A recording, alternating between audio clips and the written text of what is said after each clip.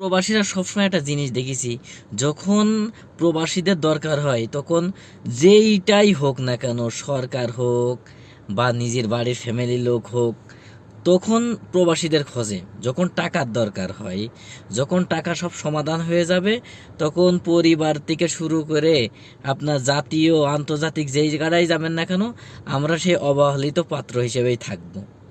তো যখন দরকার হয় তখন প্রবাসীদের দরকার হয়।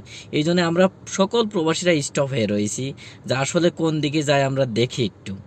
কারণ আমরা হাজার দিলেও সবার কাছে খারাপ থাকি, না দিলেও খারাপ থাকি, দেবো না তারপরেও বিভিন্ন ধরনের কথা আসবে।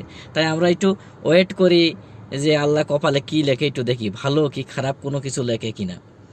যাই হোক, আমাদের কথায় আবার সবাই মাইন্ড করে, আবার ধরে বসে থাকে যে আমরা মনে হয় কোনো দলের ভিত্তি বলে হিসাবে কথা বলছি, যে না, আমরা প্রবাসীরা সবার কাছে মানে খারাপ পাত্র হিসেবে থাকি, ভালো পাত্র হিসেবে থাকতে পারি না।